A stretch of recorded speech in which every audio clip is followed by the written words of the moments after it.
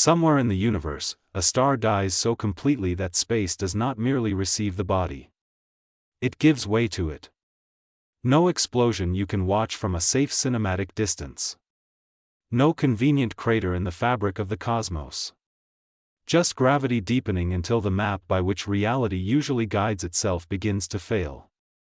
A black hole is often described as a monster, a drain, a cosmic predator. Those metaphors are dramatic, but they are also strangely comforting. Monsters live inside the world we know.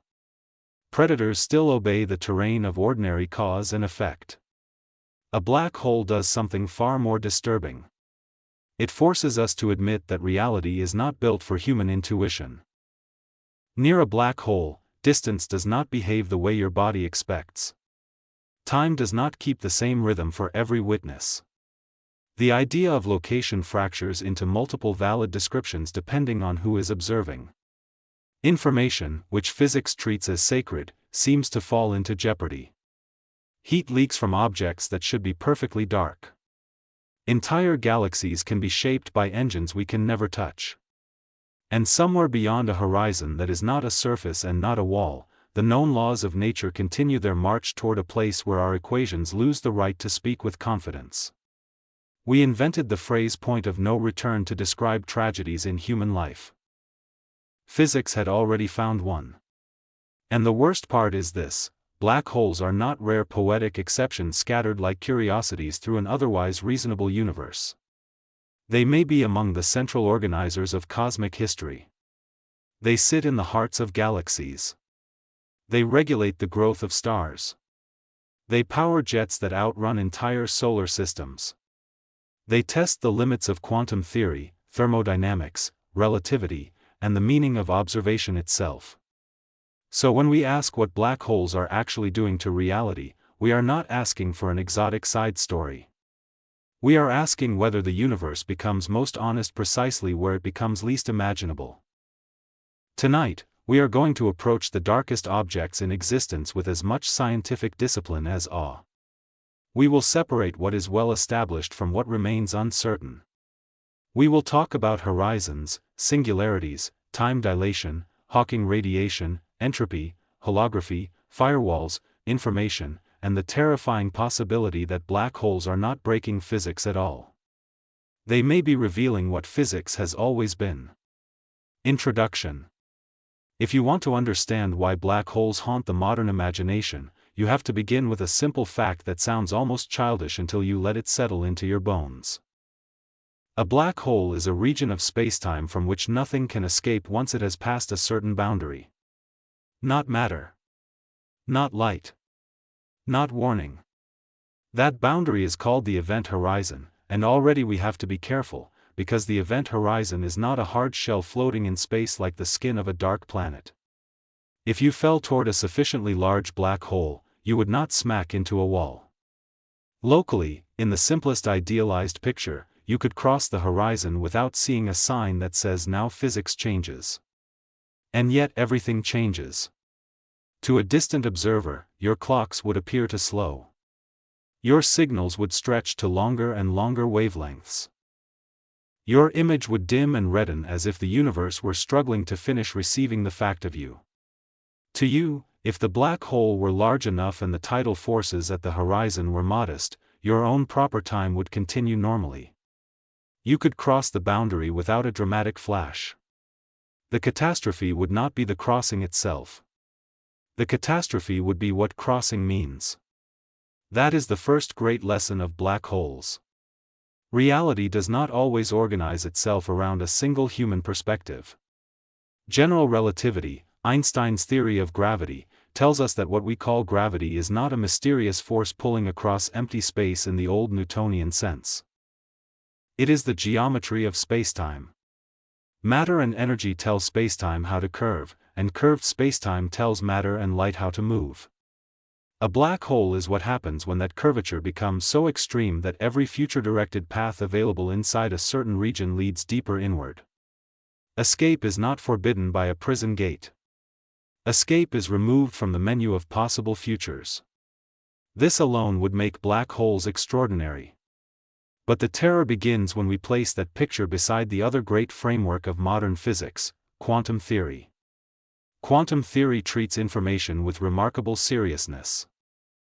It allows uncertainty in what outcomes we observe, but the underlying evolution of isolated systems is encoded in a mathematically rigid way. In broad terms, information is not supposed to vanish from the universe. Yet a black hole seems to threaten exactly that. Throw in a book, a violin, a planet, a civilization, the complete molecular archive of 1 billion living beings, and the exterior black hole you leave behind appears to remember almost nothing beyond mass, angular momentum, and electric charge. This rough simplicity is often summarized by the phrase black holes have no hair. So where did the details go? Into the singularity? Stored on the horizon? Scrambled into subtle outgoing radiation? Duplicated in some observer-dependent way we do not yet know how to visualize? These are not decorative questions for theoretical physicists with too much chalk and too much time. They strike at the heart of whether nature is fundamentally unitary, local, geometric, thermal, emergent, or something stranger than all those words. And black holes do not merely challenge theory. They shape the visible universe. At the centers of most large galaxies, including our own Milky Way, lurk supermassive black holes containing millions or billions of times the mass of the Sun. When matter spirals toward them in accretion disks, friction, turbulence, magnetic fields, and relativistic dynamics can release staggering amounts of energy. Some black holes launch jets that pierce interstellar and even intergalactic space. These outflows can regulate star formation, heat surrounding gas, and influence the evolution of galaxies over cosmic timescales. In other words, black holes are not just graveyards. They are actors. They edit the rhythm of the cosmos while also threatening our best account of what reality is. This documentary is not here to sell you mysticism. We will not pretend that every unanswered question is evidence of infinite dimensions whispering to consciousness. Black holes are already more than strange enough without borrowing fake profundity. The real science is richer, sharper, and far more unsettling. We know with high confidence that black holes exist. We have observed their gravitational effects, their accretion signatures, the stars orbiting the compact giant at the center of our galaxy, gravitational waves from black hole mergers, and, through the Event Horizon Telescope, horizon-scale images of the glowing environments around supermassive black holes like M87* and Sagittarius A star. We know that event horizons are central to the classical description. We know that relativity predicts singularities under broad conditions. We know that quantum field theory in curved spacetime predicts Hawking radiation. We know that black hole thermodynamics links area, entropy, and temperature in a way so profound that it changed theoretical physics permanently. But we do not yet possess a complete theory of quantum gravity. We do not yet know, in a final and universally accepted way, how information escapes or is preserved. We do not know what ultimately replaces the classical singularity in a full quantum description. We do not know whether spacetime is fundamental or emergent, and black holes are one of the main reasons that ignorance can no longer be hidden behind successful approximations. So the task before us is to enter black hole physics with both rigor and imagination under control.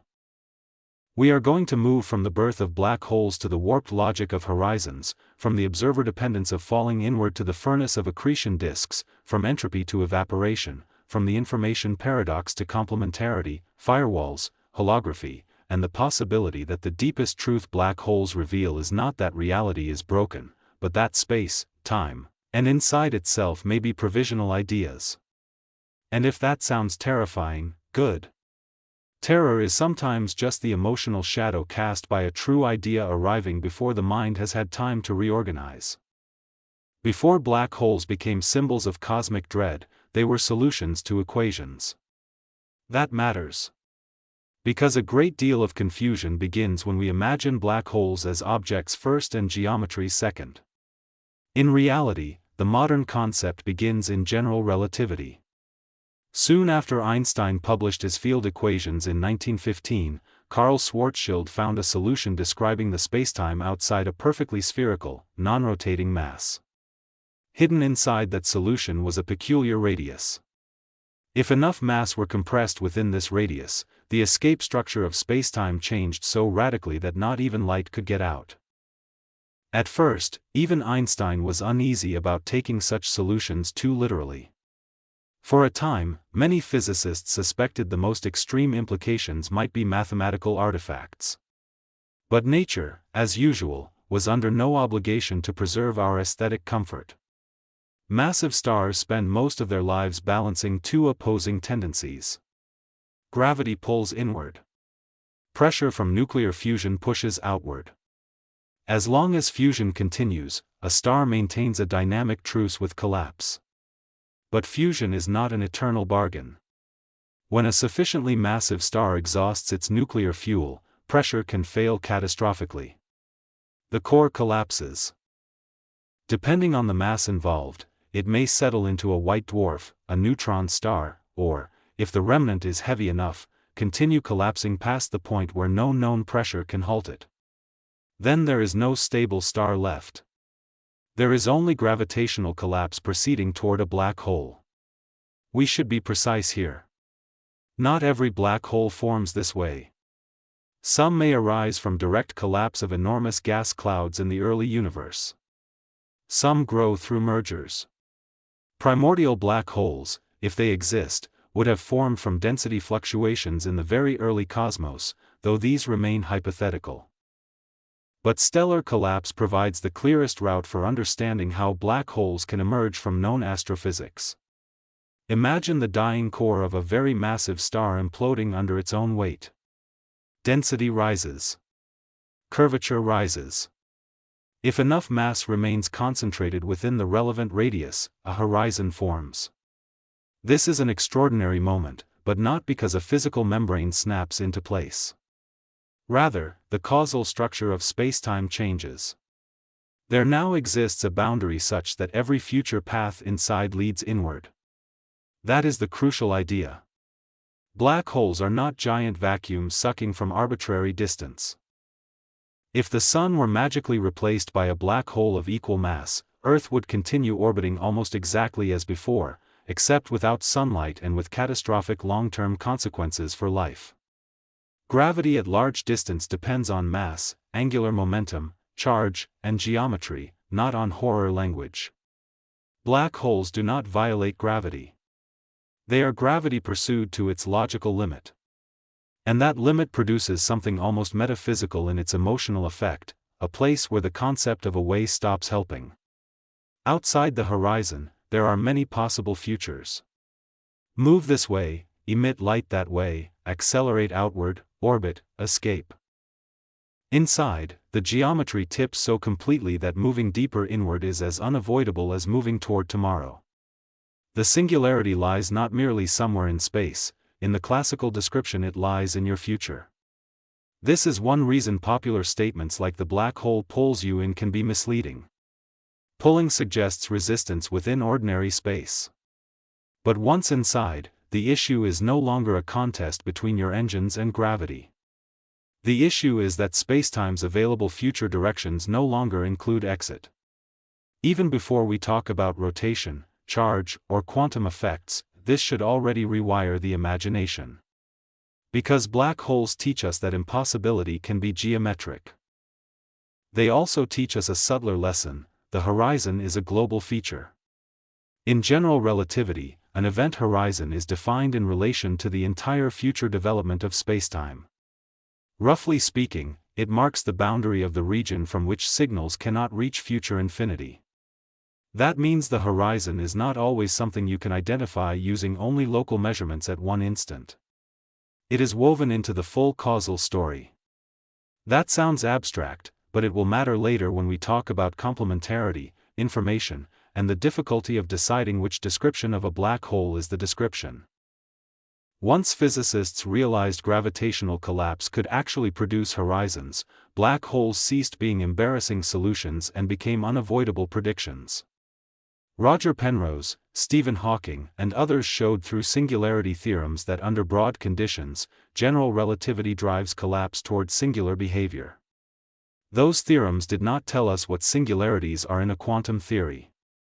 But they made one fact impossible to ignore: classical spacetime, if trusted far enough, points toward its own incompleteness. In that sense, a black hole is not just a prison built by gravity. It is also a confession.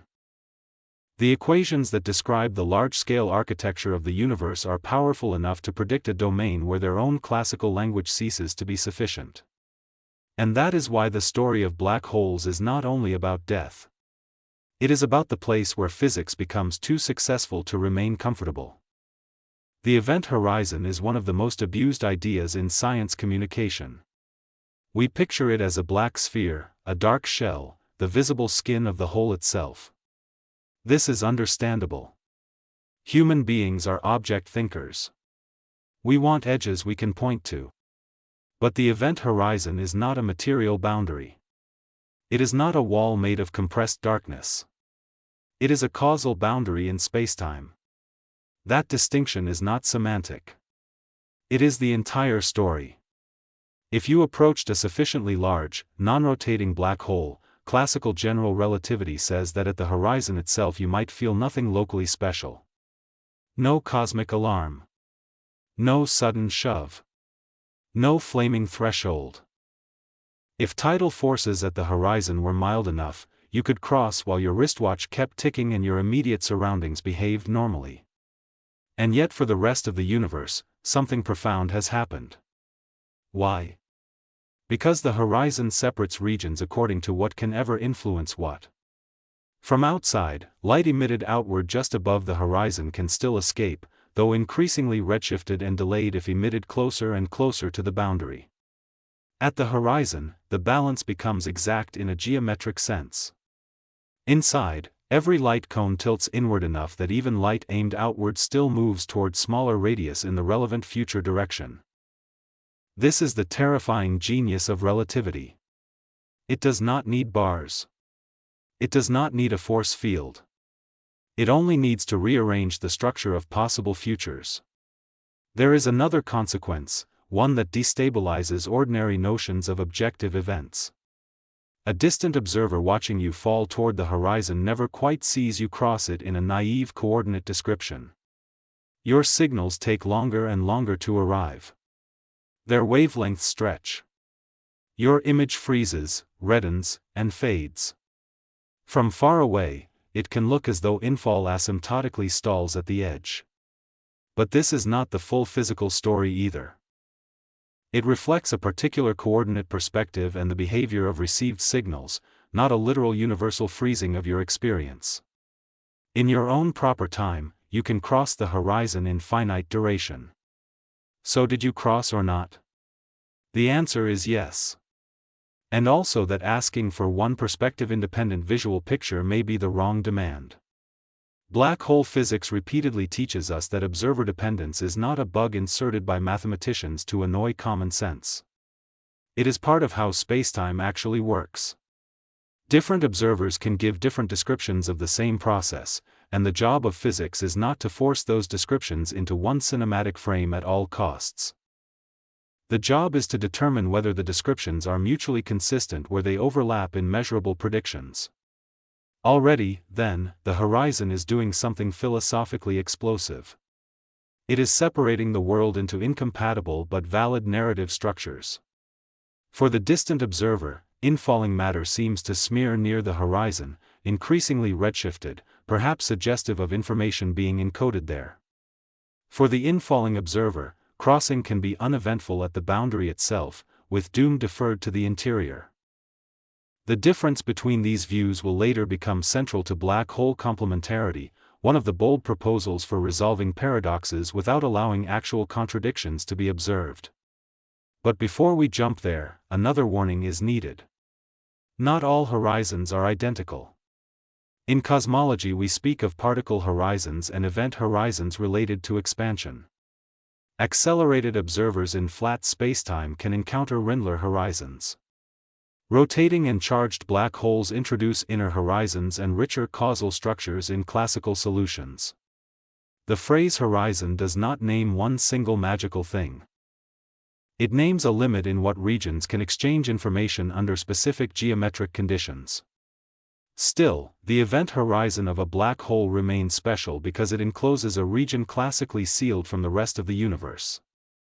And strangely, once quantum theory enters the picture, this classically silent boundary starts behaving like thermodynamic matter. That should sound impossible. A boundary that is not made of substance acquires entropy proportional to area. A perfectly black object acquires temperature. A region defined by no escape begins, in some sense, to radiate. So the horizon is not a surface.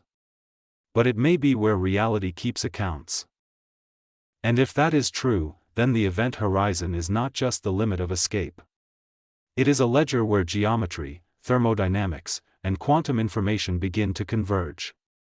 Long before black holes became famous as cosmic shredders, they should have become famous for something even stranger. They destroy the idea that time is universal. We say this casually now because relativity has had more than a century to seep into culture, but almost nobody actually lives as if they believe it. We still speak of one shared river of time flowing evenly for everyone, everywhere, as though clocks merely report a single cosmic rhythm. Near a black hole, that intuition fails so dramatically that even experts must rely on mathematics to keep from sliding back into bad metaphors. Suppose you hover far from a black hole while another observer falls inward. Light sent upward from the falling observer climbs out of a deeper and deeper gravitational well. As it does, it is gravitationally redshifted. Its frequency decreases. Pulses emitted at regular intervals according to the falling observer's own clock arrive more and more slowly to you. Their image grows dimmer, slower, and redder. From your perspective, the black hole seems to perform a cruel kind of temporal vandalism. It stretches the other person's final visible moments across an ever longer span. They appear to approach the horizon asymptotically. If you insist on describing events using certain external time coordinates, you can say they never quite finish crossing in the image you receive. But now reverse the point of view. For the person falling inward, assuming the black hole is sufficiently massive that tidal forces at the horizon are not yet lethal, there is no endless external freeze. Their watch keeps moving normally. Their heartbeat, thoughts, and measurements remain locally ordinary. They cross the horizon in finite proper time. They can, in principle, look outward and still receive a distorted, blue-shifted, and accelerated view of parts of the external universe depending on the details of the trajectory and spacetime. But the main fact remains, they do not personally experience an infinite wait at the threshold. So whose time is the real time? Relativity refuses the premise of the question. Time is not a universal background stage on which events occur. Time is part of spacetime, and different world lines through curved spacetime accumulate different amounts of proper time. Black holes make this vivid because the curvature becomes extreme. The disagreement is not about psychology. It is built into geometry. This is why black hole time dilation is terrifying in a way science fiction often trivializes. It is not just that the clocks run slow in some vague cinematic sense. It is that the universe stops granting a single uncontested answer to how much time has passed between events. And this has practical as well as philosophical consequences. Close to a black hole, especially a rotating one with stable or semi-stable orbital regions outside the horizon, time dilation can become enormous. In principle, an astronaut spending a relatively short proper time near such an environment could return to find much more time has elapsed in the wider universe. Popular culture loves this consequence because it translates relativity into emotional language. Families age. Civilizations pass. History races forward elsewhere. But even this familiar use can miss the deeper point. A black hole does not simply make time run slower like a damaged mechanical clock. It reveals that temporal rate is not absolute in a curved spacetime, and that causal accessibility matters more than shared intuition. Near the horizon, what counts as future, escape, interval, delay, and simultaneity becomes inseparable from who is measuring and along which path. There is also a trap here for language. People often say time stops at the horizon. This is false if taken literally and carelessly. Time does not stop for the infalling observer. Certain coordinate descriptions become singular at the Schwarzschild radius, which can make it look as though motion freezes, but better coordinate systems remove that superficial pathology. The event horizon is physically profound, yet the notion that time itself just halts there is a confusion between coordinates and invariant experience. Still, we should not swing too far in the other direction and become blasé. The fact that some coordinate singularities are removable does not make the situation ordinary. Near a black hole, observable communication between different observers becomes grotesquely distorted. Signals can be delayed beyond usefulness. Energy shifts become extreme. One observer's finite experience can correspond to another observer's effectively endless watch. This matters later for Hawking radiation and the information problem, because any account of what happens at or near the horizon has to respect the legitimate descriptions available to different observers. A theory that works only by privileging one viewpoint and discarding another too quickly is likely missing something essential. There is another unsettling implication. Black holes force us to separate what is happening from what can be known to happen. An event may occur in one observer's proper time while another observer can never receive a clean, finite visual confirmation of it. This gap between ontology and accessible evidence is not unique to black holes, but black holes sharpen it into a blade. At the horizon, physics starts asking a question human beings dislike profoundly. If no single observer can witness the whole story, what form should the whole story take?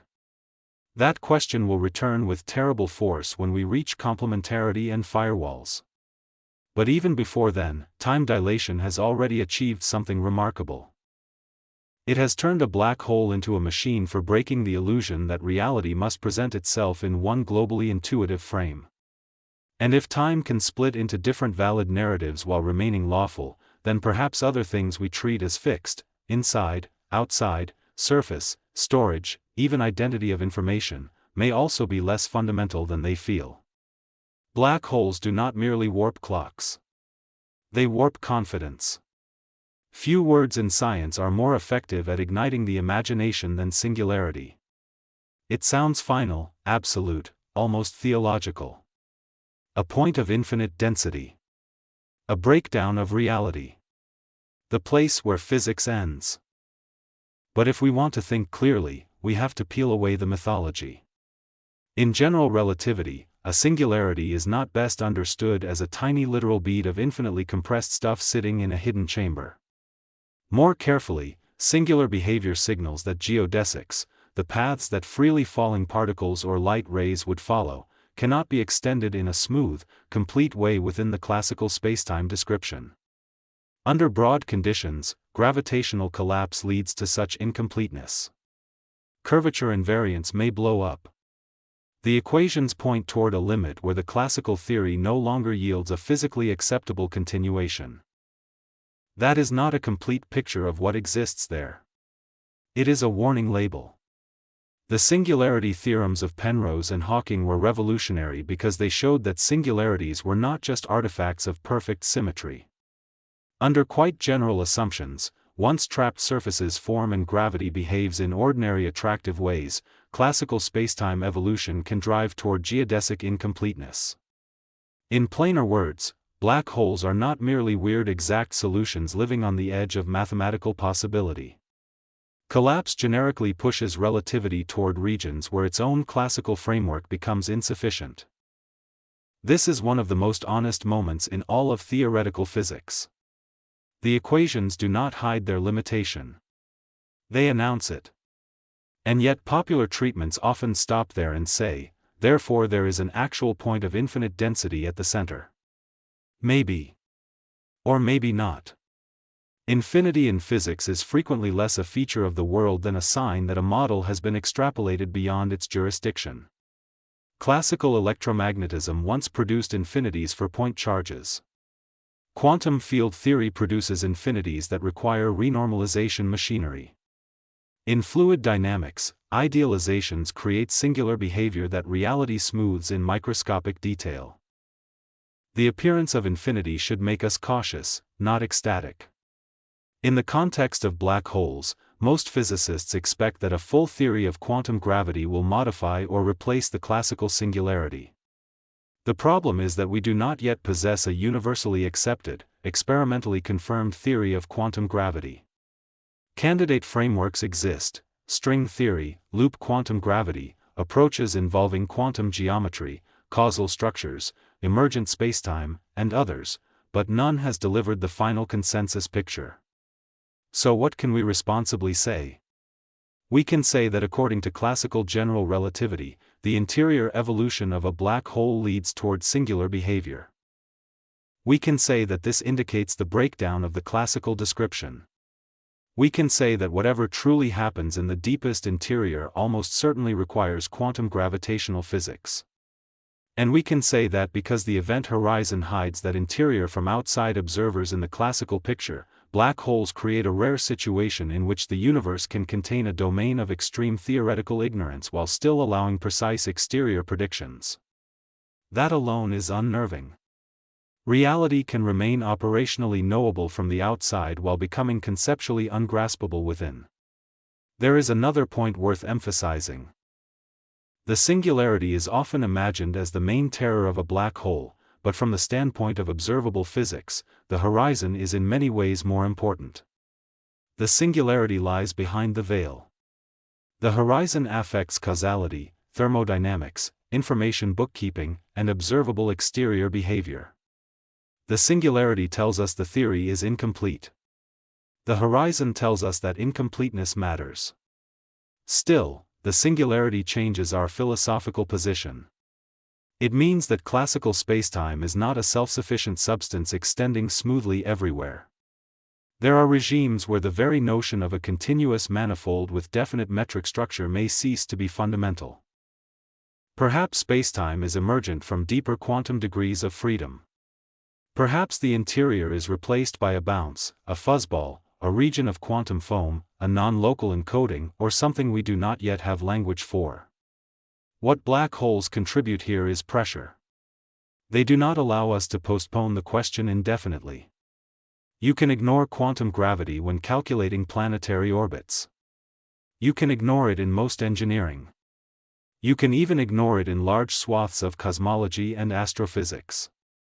But a black hole drags the need for it into center stage. It says, if you trust relativity, you arrive at a place where relativity cannot be the last word.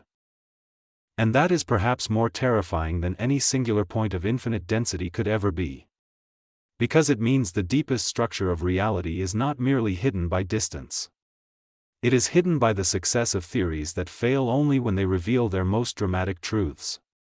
There is also a moral discipline demanded by the singularity. Whenever science reaches a boundary where equations lose interpretive authority, speculation proliferates. Wormholes. Baby universes. Portals. Cosmic recycling plants. Consciousness transfers. Simulated exits. Much of this is entertaining. Some of it is connected to serious theoretical work in carefully qualified ways. Most of it outruns the evidence. The right response to the singularity is neither naive literalism nor fantasy inflation. It is disciplined awe. The singularity says that when matter collapses far enough, our current languages of gravity, quantum theory, geometry, and information can no longer be assumed to fit together without deeper revision. It is not a magical answer. It is an unanswered demand. And black holes keep asking it. The popular image of a black hole is often embarrassingly wrong. A dark whirlpool drifting through space, greedily inhaling everything nearby, as though the universe were tiled with celestial drains. Reality is more subtle and, in some ways, more frightening. A black hole does not suck in distant objects by some supernatural appetite. At a given distance, an object of the same mass exerts the same external gravitational influence whether it is a star, a planet, or a black hole, ignoring complications such as radiation and size.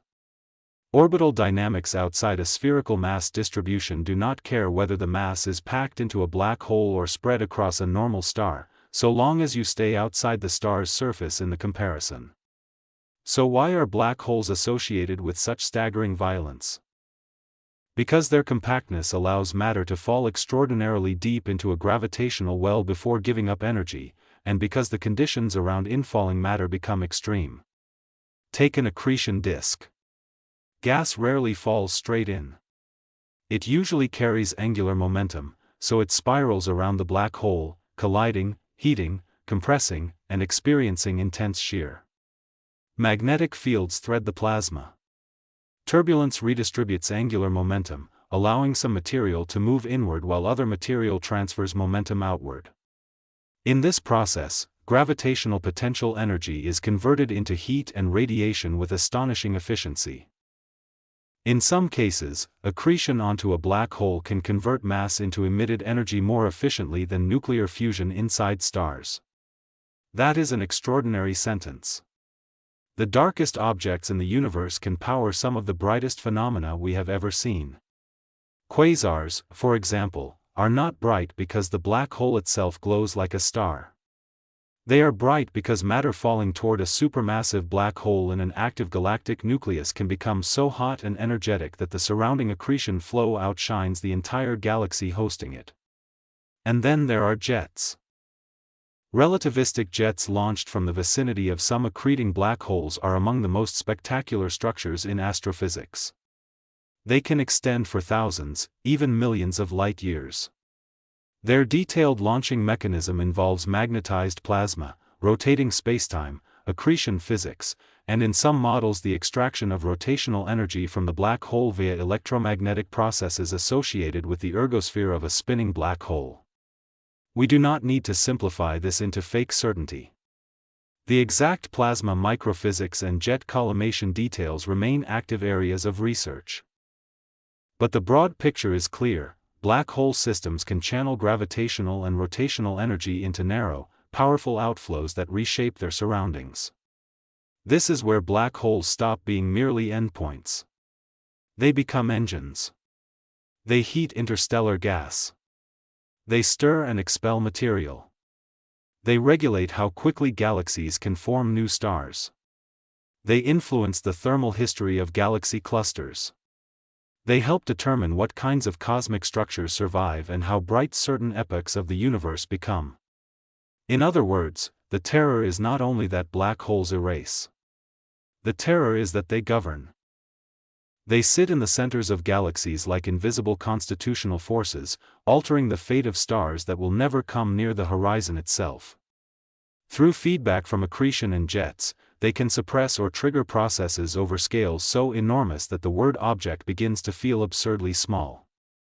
Even on more local scales, the environment near a black hole can be lethal in ways that have nothing to do with crossing the horizon.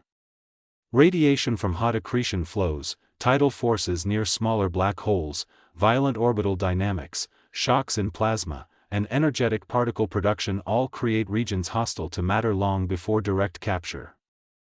This matters because the most visually dramatic part of a black hole is often not the hole. It is the ecology around it. We saw this in the Event Horizon Telescope images.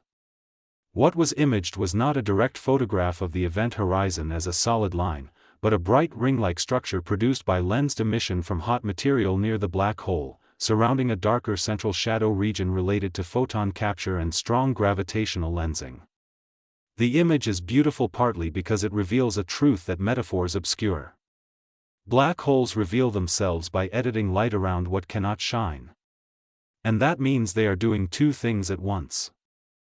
They are taking regions of spacetime off the table of causal return, and they are transforming the surrounding universe into a theater of extreme energy release. Death in the middle. Creation and regulation around the edge. Black holes are not just holes. They are asymmetrical contracts between invisibility and influence. The closer we look, the less they resemble passive absence.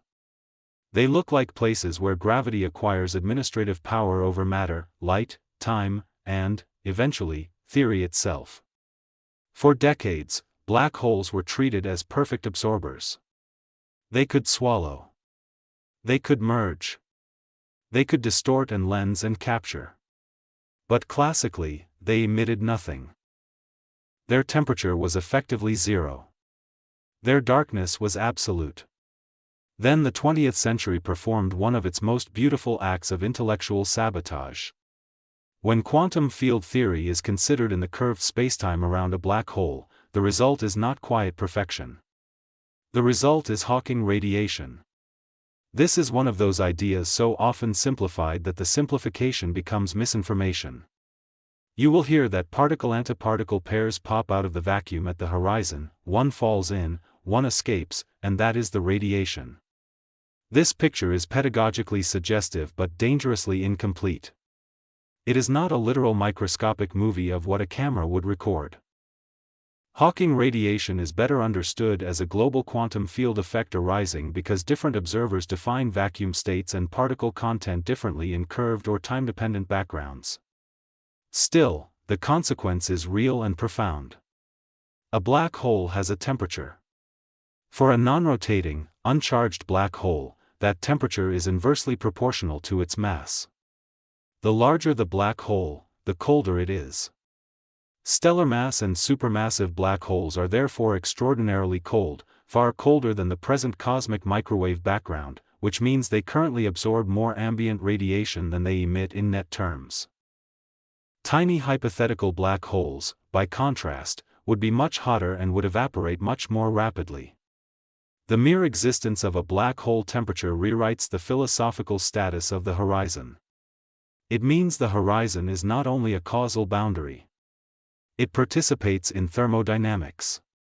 And thermodynamics is not decorative physics. Thermodynamics is the lawbook of possibility. It tells us which processes can happen spontaneously, which cost free energy, how order and disorder are counted, how heat and information intertwine. To discover that black holes obey thermodynamic-like laws was astonishing. To discover that this was not analogy but something physically deep was revolutionary. Jacob Bekenstein had already argued, before Hawking's full calculation, that black holes should possess entropy.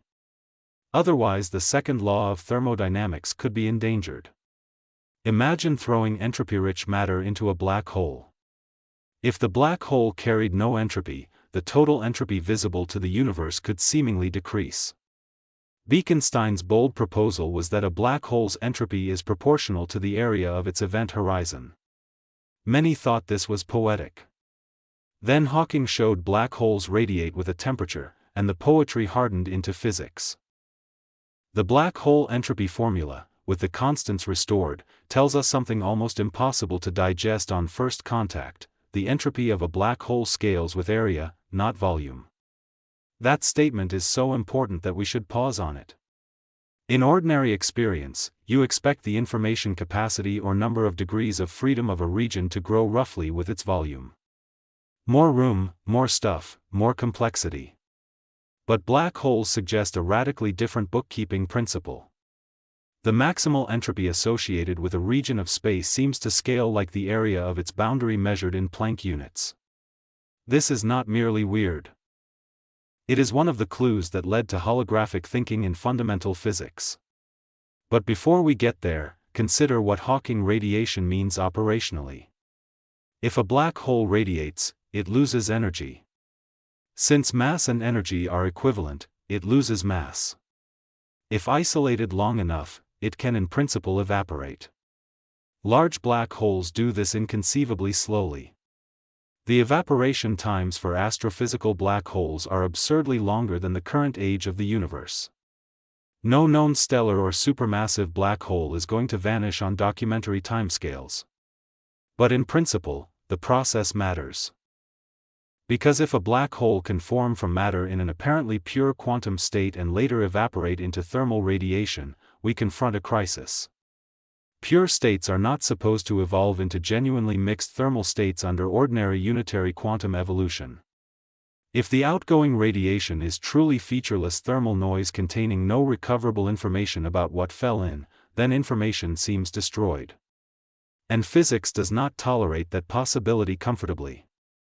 So Hawking radiation does two terrifying things at once. First, it tells us that black holes are not really black. Second, it turns them into time bombs for foundational theory. Something else is worth noticing. Hawking radiation does not come from deep inside the singularity transmitting little messages outward. The causal structure forbids such naive leakage. The radiation is associated with quantum fields in the black hole spacetime, especially near the horizon and the global structure of the geometry. This means the horizon, again, becomes the stage on which outside physics can encode the consequences of an inaccessible interior. The horizon does not merely hide. It mediates. There is a melancholy grandeur in this. A black hole is often imagined as the end of narrative, but Hawking radiation gives it an afterlife. Left alone for almost unimaginable durations, it whispers itself away. The universe does not preserve these objects by decree. It allows them, eventually, to fade. But fade into what sort of accounting? That is the question Hawking radiation bequeaths us. Not whether black holes glow. They do, in theory. Not whether they evaporate. They should. The deeper question is whether evaporation is compatible with the strict conservation of quantum information. If yes, then the radiation must be more structured than crude thermality first suggests. If no, then one of the deepest principles in physics may fail. And now the black hole has accomplished something remarkable. It has turned the darkest object in nature into a light source for our ignorance. Entropy is one of those words that enters popular culture and emerges almost unrecognizable. We use it to mean decay, disorder, collapse, mess, the tendency of life to fall apart. Some of that captures an emotional shadow of the concept, but in physics entropy is more precise. It counts, in a deep statistical sense, how many microscopic arrangements can correspond to the same macroscopic appearance. It is about hidden detail consistent with observed summary. When you describe a gas by pressure, temperature, and volume, you are not specifying the exact position and momentum of every molecule. Many microscopic configurations fit the same macro state. Entropy measures that underlying multiplicity. So when Bekenstein and Hawking taught us that black holes have entropy, the question became immediate and devastating. Entropy of what microstates? What underlying degrees of freedom are being counted when a black hole of a given mass, charge, and angular momentum is assigned an entropy proportional to horizon area? This is not a rhetorical flourish. The entropy is enormous. A black hole packs more entropy per given region than anything else known. It seems to saturate bounds on how much information can be stored without triggering collapse. That makes black holes not just exotic endpoints, but extreme benchmarks for the informational capacity of nature. And now we approach the word that turns technical tension into metaphysical discomfort: information. In ordinary speech, information sounds like human meaning. A message. A book. A password. In physics, the concept is more stripped down but no less profound. Information refers to the distinctions needed to specify the state of a system. Which exact quantum state? Which correlations? Which fine-grained details distinguish one possible history from another? If you burn a book, the words are destroyed in any practical sense, but many physicists would say the information is not fundamentally erased. It is scrambled into the outgoing smoke, ash, radiation, and microscopic correlations. Recovering it may be absurdly impossible in practice, but unitary quantum mechanics says the total information is preserved in principle. A black hole seems different. Throw in a library, and from the outside the black hole quickly settles toward a simple state characterized only by a few macroscopic parameters. Later, if it evaporates through Hawking radiation that is perfectly thermal and uncorrelated with the details of what fell in, the information appears gone not just practically, but fundamentally. That is the black hole information paradox. And to appreciate why physicists take it so seriously, we need to avoid a common mistake. The paradox is not just that we personally cannot look inside and reconstruct what happened. Lack of access is ordinary. The paradox is that the combined principles we trust, general relativity, quantum field theory, thermodynamics, and unitary quantum mechanics, appear to make mutually incompatible demands. General relativity says the horizon can be locally uneventful and the interior can proceed towards singularity. Quantum field theory on this background says the radiation is approximately thermal. Thermodynamics says black holes have entropy and temperature. Quantum mechanics strongly suggests information should not be destroyed. These statements do not sit together peacefully. One response is to say the information is preserved in subtle correlations in the Hawking radiation, even if the radiation looks thermal in coarse description. This is the mainstream expectation in much of modern theoretical physics, especially after developments from holography and quantum gravity. But saying it is preserved is not the same as showing in transparent detail how the recovery works in realistic evaporating black holes. Another response historically entertained was that information really is lost, meaning quantum evolution would have to be modified in a fundamental way. Most physicists find this unattractive because it threatens core principles and can generate broader inconsistencies. Then there are more radical possibilities. The information remains on or near the horizon, is duplicated in observer-dependent descriptions, escapes through non-local effects, survives in remnants, branches into baby universes, or is encoded by an interior-exterior relation more subtle than our classical picture allows. This is where the horizon starts to look less like a boundary and more like a screen. A memory surface. Not necessarily in the cartoon sense of a hard drive painted onto spacetime, but as a clue that the bookkeeping of a region may be carried by degrees of freedom associated with its boundary rather than by a naive three-dimensional interior volume. The area law for black hole entropy pushed theoretical physics toward the suspicion that locality and volume-based intuition are emergent approximations. In the strongest versions of this idea, the universe may be holographic. The physics in a bulk region is fully encoded by data associated with a lower-dimensional boundary description. We will get to that properly. For now, the key point is this. Black holes force us to confront the possibility that reality stores itself differently than it appears to. The world feels volumetric. We live in rooms, bodies, planets, galaxies. We imagine the contents of a place being contained in its inside. But a black hole's entropy says that when gravity, quantum theory, and thermodynamics all speak at once, the accounting may belong to surface area. That is terrifying not because it is mystical, but because it threatens one of the oldest intuitions of common sense. That inside is where things are.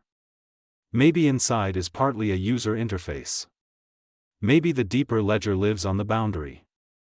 And maybe a black hole is the first place in nature where that hidden rule becomes impossible to ignore. At this point, the black hole has accumulated an alarming resume. It curves spacetime so strongly that escape becomes impossible past a horizon. It drives collapse toward singular behavior where classical theory breaks down. It powers violent astrophysical environments. It acquires temperature and entropy.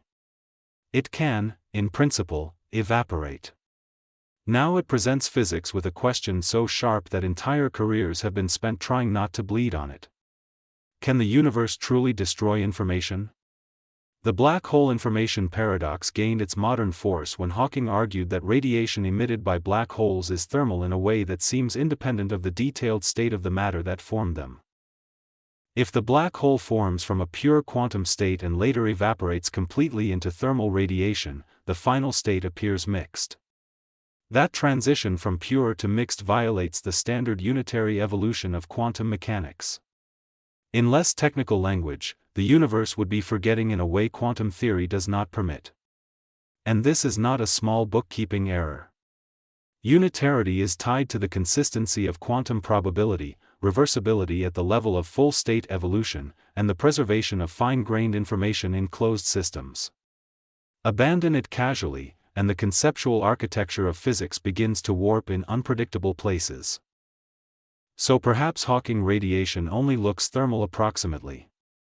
Perhaps the outgoing quanta contain extremely subtle correlations that, over the full evaporation process, encode the initial information after all.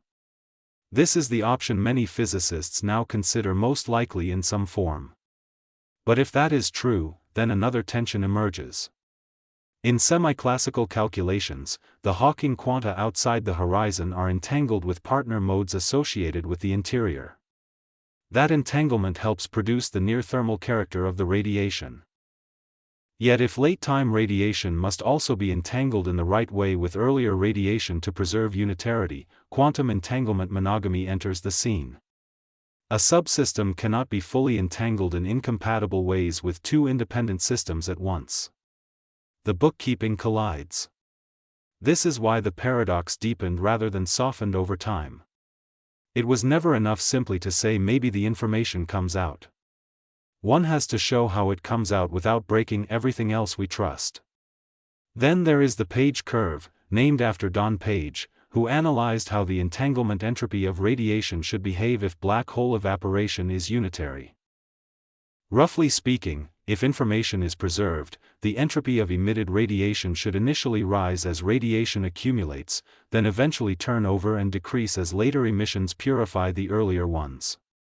The point where the turnover begins is often called the Page time.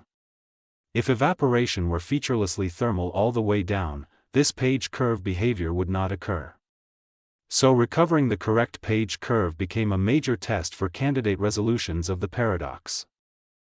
Recent progress in quantum gravity, especially through holographic techniques and calculations involving quantum extremal surfaces and replica wormholes, has provided strong evidence that gravitational path integrals can reproduce Page curve-like behavior in certain settings. These developments are important and exciting, but again we should be scientifically disciplined. They are not the same as a universally complete, experimentally tested resolution for every realistic black hole.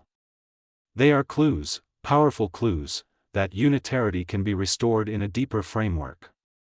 What makes the paradox terrifying is not just the technical difficulty. It is what the difficulty reveals. Our fundamental theories are individually spectacularly successful in their domains.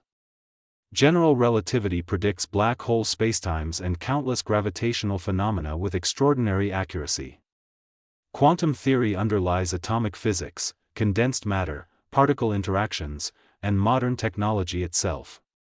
Thermodynamics is one of the most secure frameworks in science. And yet when a black hole evaporates, these pillars begin speaking over one another. Each sounds authoritative. Each has earned trust. Together they produce contradiction. This is the kind of crisis that does not merely demand a new calculation. It demands a new ontology. What kind of world allows a boundary that is smooth to an infaller, thermal to an external field theory calculation, entropic according to area, and yet secretly unitary in its full accounting? Maybe locality is approximate. Maybe interior and exterior descriptions are not independent. Maybe spacetime geometry itself is emergent from entanglement structure. Maybe the horizon cannot be both smooth and information-preserving in the naive way. Every serious proposal exacts a price. That is why the paradox remains so emotionally potent even for experts. It is not just a puzzle. It is a negotiation over which cherished assumptions reality is willing to keep. And black holes, with absolute indifference, sit at the negotiation table like silent judges. One of the boldest responses to the information paradox begins from a strange act of intellectual humility. Perhaps the trouble is not that physics is inconsistent. Perhaps the trouble is that we keep demanding one global story told from nowhere. Black hole complementarity emerged as an attempt to preserve the key principles people most wanted to save: unitary evolution as seen by distant observers, no observable drama for infalling observers crossing a large horizon, and the prohibition against any single observer witnessing an outright contradiction such as duplicated information in a measurable way. The idea, in broad outline, is this. Information about infalling matter is somehow reflected, scrambled, and eventually re-emitted from the black hole in a way accessible to the outside description. Yet for the infalling observer, nothing bizarre need happen at the horizon itself. They pass through according to the equivalence principle and continue inward. These two descriptions sound mutually incompatible if interpreted as one objective movie. But complementarity says they need not be combined that way. No single observer can access both full accounts and compare them directly, so the theory may allow both as complementary descriptions of one underlying reality. This can sound like a philosophical dodge until you remember how modern physics often works. Wave-particle duality already taught us that different experimental contexts can call forth different valid descriptions without implying a naive classical contradiction. Complementarity in the black hole setting is more radical and more difficult, but the spirit is similar. The world may not owe us one unambiguous picture that fits our everyday representational instincts. From far away, matter falling toward a black hole appears ever more redshifted and delayed, effectively encoded near the horizon and later released in highly scrambled form through radiation. From the infaller's point of view, the crossing can be smooth, with no dramatic surface storing little labels on the way in. The apparent duplication is not operationally accessible to any observer who could verify both copies. If true, this would be extraordinary. It would mean that consistency in nature is enforced not by a single global cinematic history but by the limitations imposed on observers by causality, quantum mechanics, and spacetime structure. Reality would protect itself from contradiction not by avoiding all perspectival tension, but by ensuring that incompatible descriptions cannot be jointly cashed out in one laboratory. There is something deeply unsettling about that.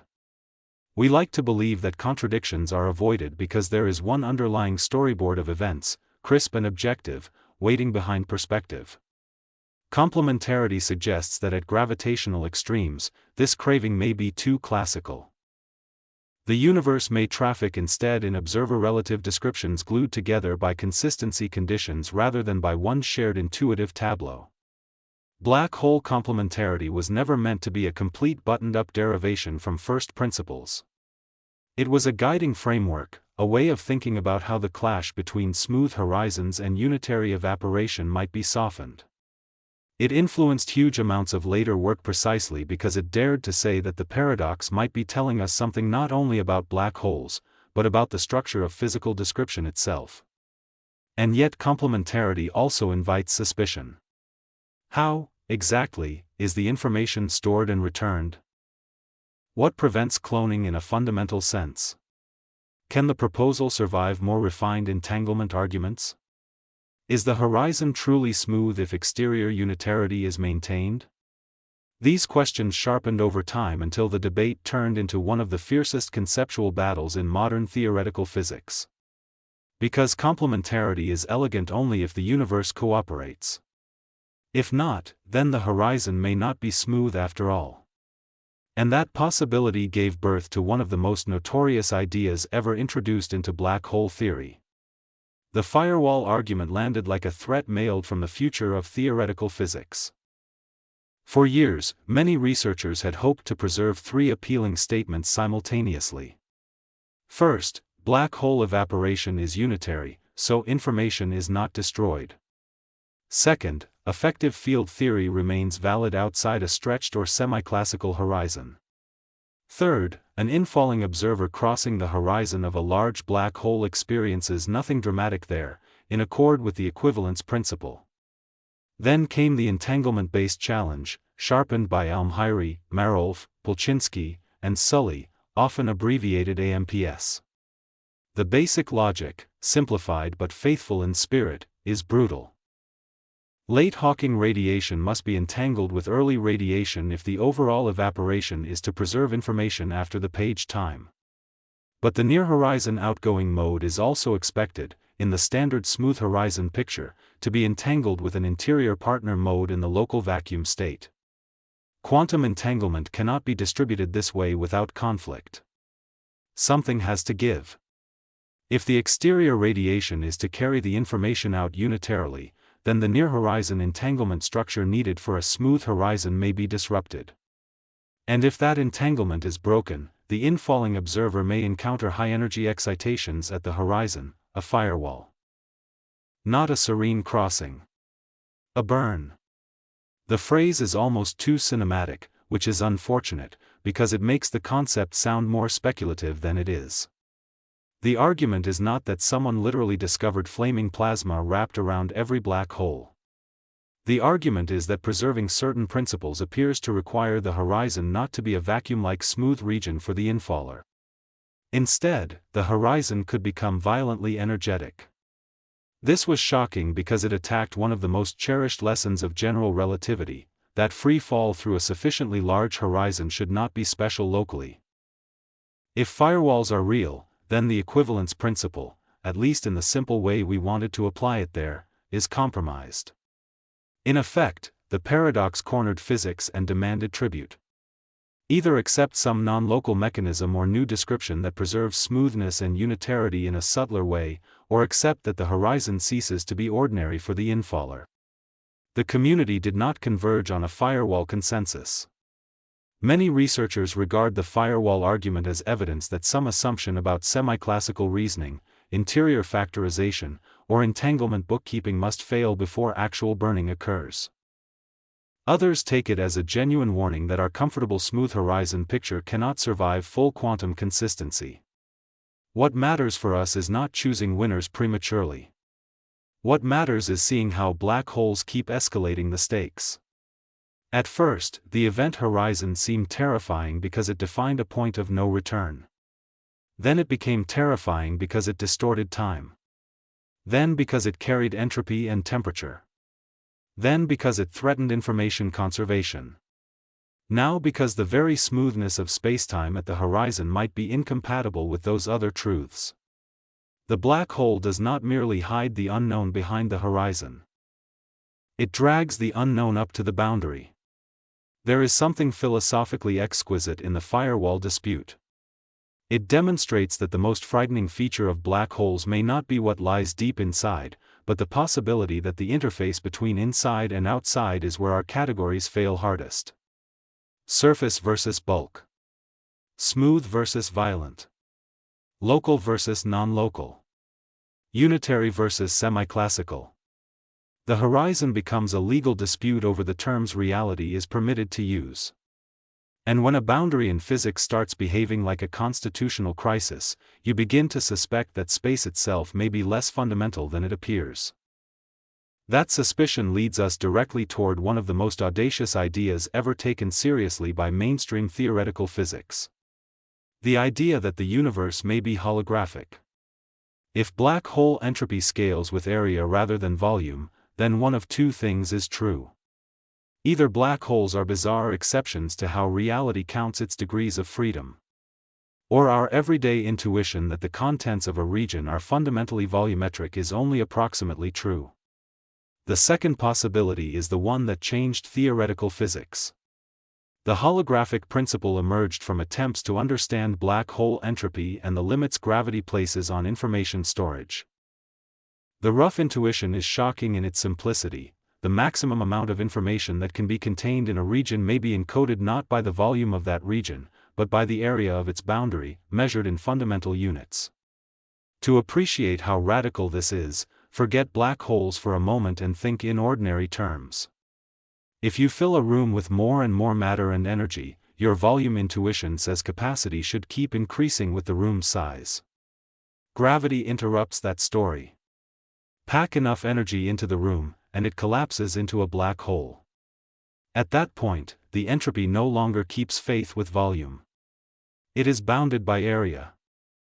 Gravity, in other words, vetoes naive volumetric bookkeeping. This insight became far more than a heuristic when developments in string theory produced a striking concrete realization: certain gravitational theories in a bulk spacetime can be exactly dual to non-gravitational quantum field theories living on a lower-dimensional boundary. The most famous example is the ADS/CFT correspondence proposed by Juan Meldacena.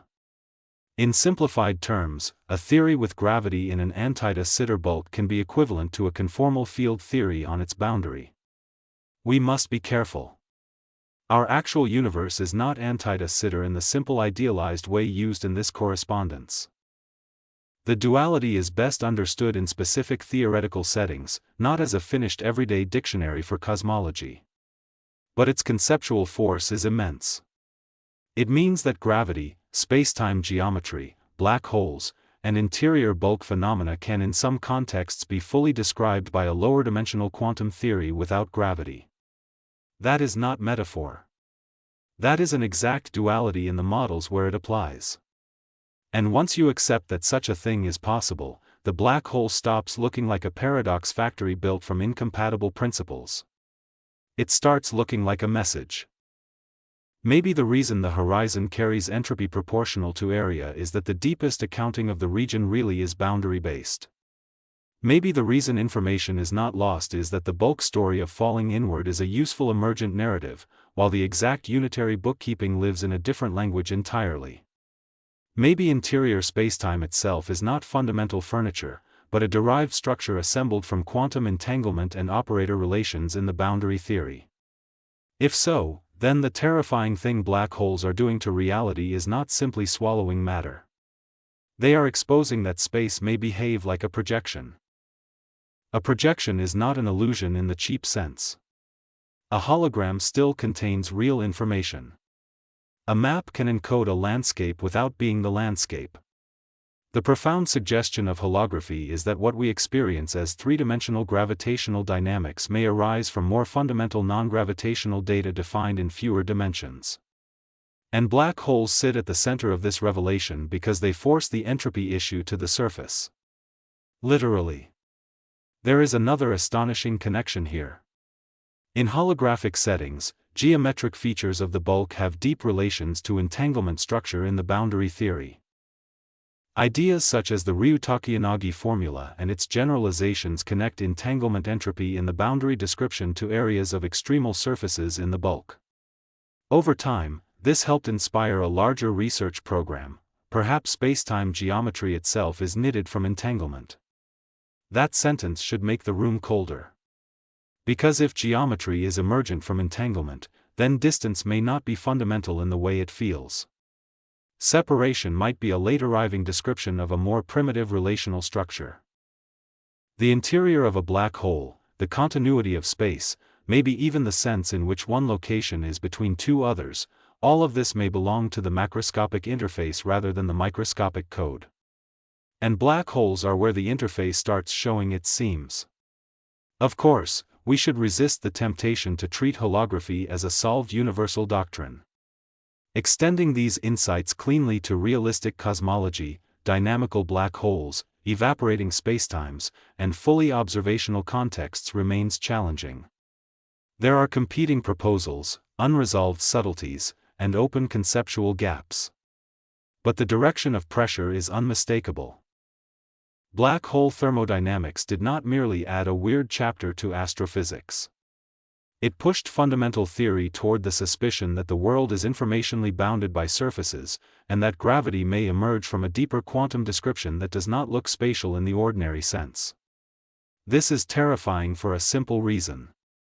We evolved to trust volume. We believe things are inside containers. We believe distance is a primitive fact. We believe that if a phenomenon appears to occupy a region, then the region itself is part of the basic ontology. Holography whispers otherwise. It says the inside may be encoded elsewhere.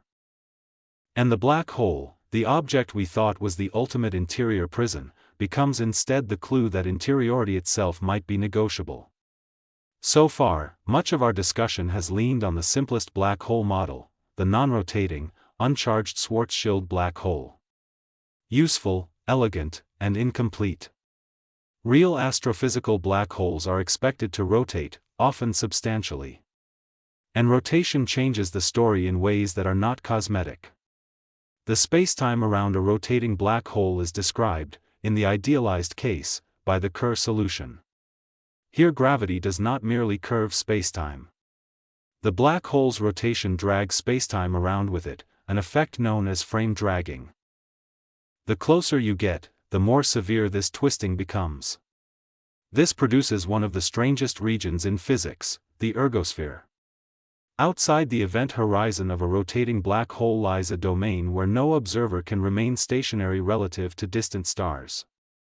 Spacetime itself is being dragged so powerfully that all world lines are compelled to co-rotate to some extent. You can still escape from the ergosphere if you are outside the horizon, but you cannot stand still there in the way your intuition would normally define stillness. Pause on that. A black hole can create a region where motion is no longer a choice in the ordinary sense, because the background geometry itself has been set spinning. This is not wind. It is not a medium pushing you. It is the structure of spacetime redefining what counts as rest. And now the word observer dependence acquires new teeth. Physics near a rotating black hole depends sensitively on what kind of observer you are, what trajectory you follow, what reference frame you attempt to construct, and whether your definitions appeal to local measurements or asymptotic ones far away. Energy itself becomes subtler. In the ergosphere, it is possible to define negative energy trajectories relative to infinity. This underlies the Penrose process, in which energy can in principle be extracted from a spinning black hole. Again, the black hole is not merely an endpoint. It is an engine whose rotation can be mined, at least in principle and in related astrophysical mechanisms. This idea also informs electromagnetic extraction scenarios tied to jets.